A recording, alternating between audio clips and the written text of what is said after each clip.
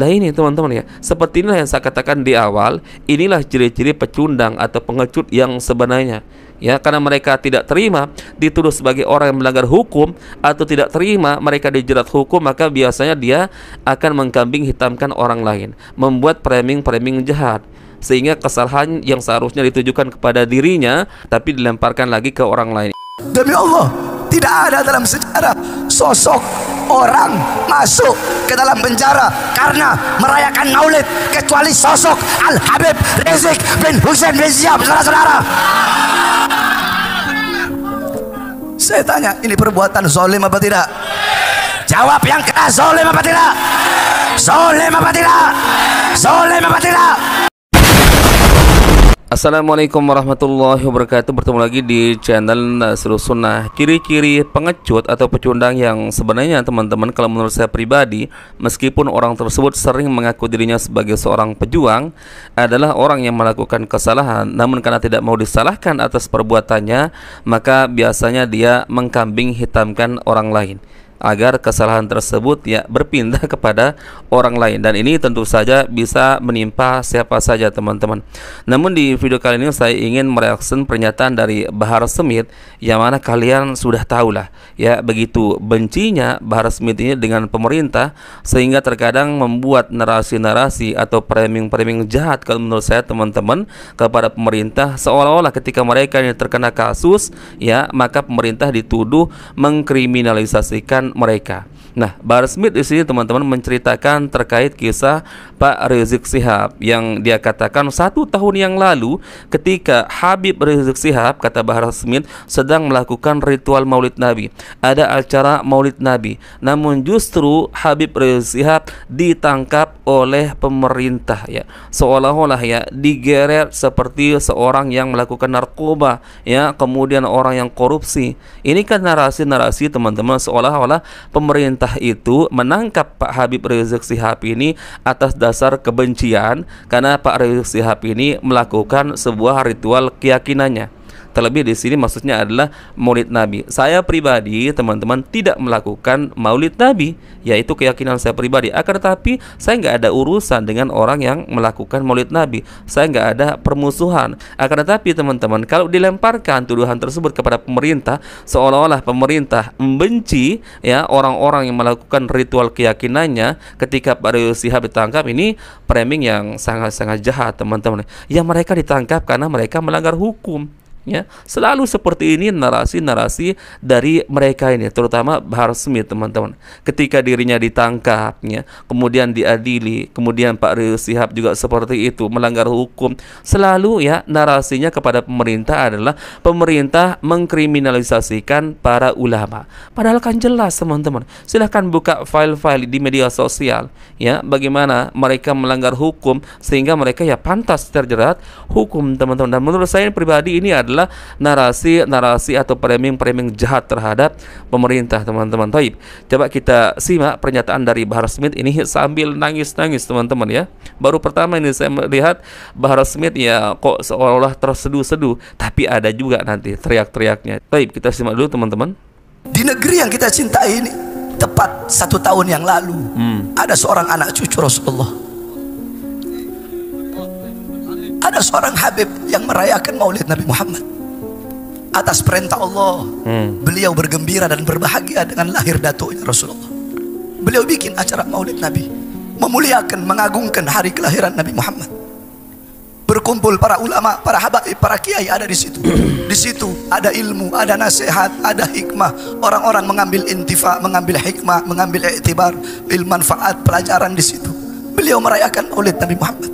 Bahkan bukan hanya beliau, banyak 1 tahun yang lalu para ustadz, para kiai, para habaib banyak yang merayakan Maulid Nabi Muhammad SAW. Tetapi satu Habib ini, beliau merayakan Maulid Nabi, mengagungkan Maulid Nabi Muhammad SAW. Beliau ditangkap, beliau dipenjara, beliau dihinakan saudara-saudara. Kedua tangan beliau, tangan yang mengalir darah Nabi Muhammad,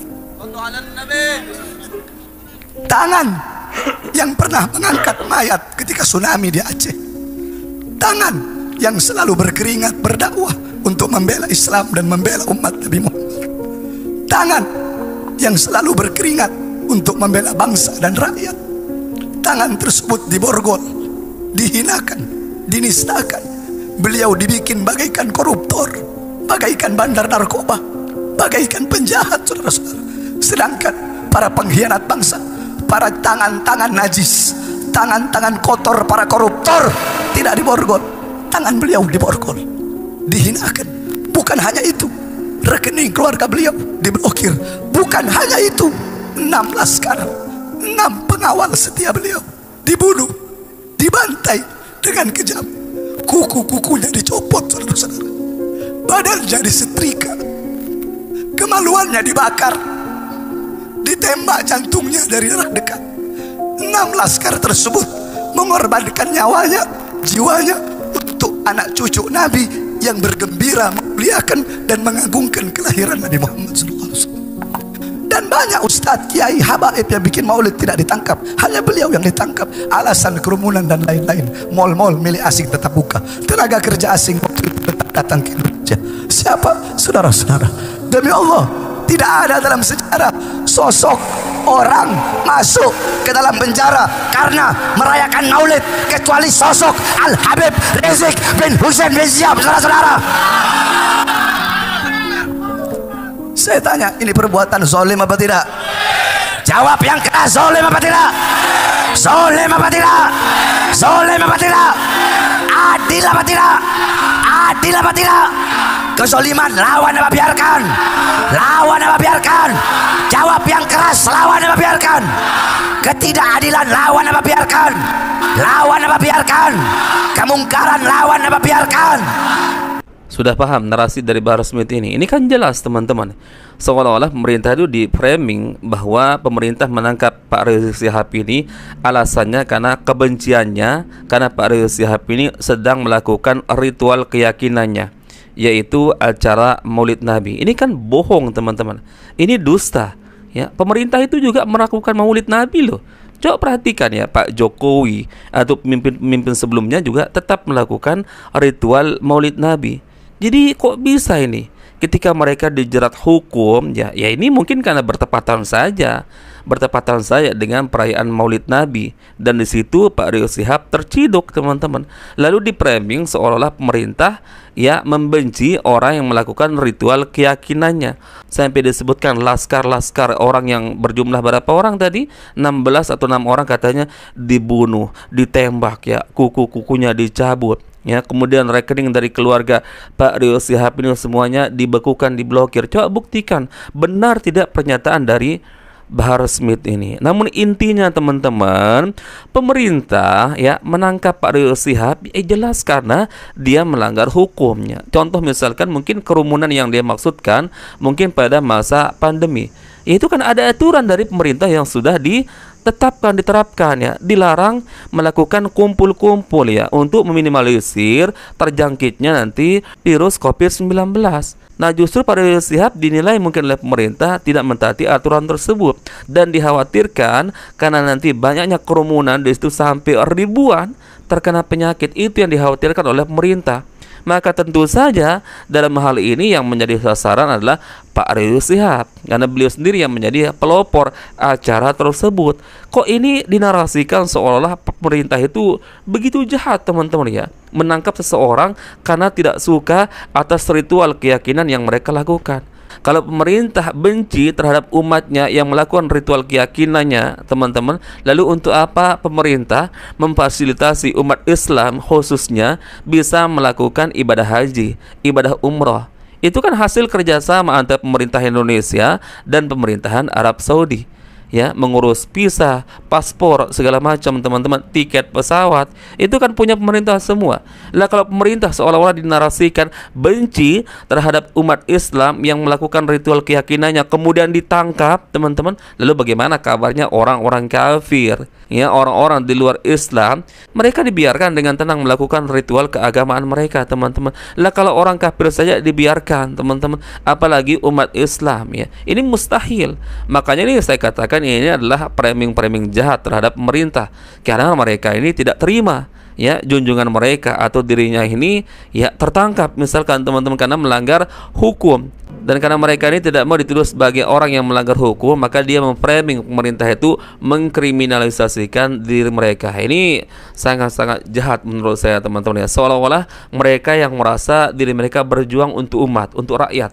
Padahal ya Allah ya, berat loh perjuangan pemerintah itu kepada rakyatnya. Lebih-lebih negara kita ini salah satu negara terbesar di dunia, salah satu ya di antara beberapa negara terbesar. Bayangkan sampai Rasulullah bersabda ya, 7 orang yang akan mendapatkan naungan kelak di akhirat ketika tidak ada naungan lain selain naungan dari Allah Azza wa Jalla. Salah satunya adalah Imamul Adil ya, pemimpin yang adil.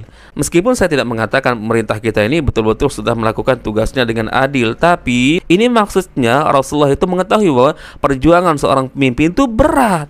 Ya, lah orang-orang di luar sana, teman-teman, yang hanya mengurus dirinya sendiri, yang sebenarnya tinggal tenang-tenang saja, ya berceramah, berdakwah, silahkan. Namun justru mereka yang sering menganggap dirinya paling berjuang di negeri ini, teman-teman. Lebih-lebih ketika dia mengungkit masalah tsunami, ya, bagaimana Pak Rizik Syihab menjadi relawan. Lah yang menjadi relawan di Aceh itu juga banyak, bukan hanya Pak Rizik Syihab saja.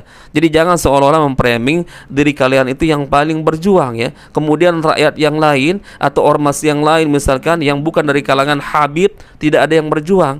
Lebih-lebih contoh yang diberikan adalah ketika tsunami, banyak ribuan relawan dari berbagai macam provinsi. Ya, semua datang, ada dari Sumatera, ada dari Lombok, ada dari Jawa, segala macam.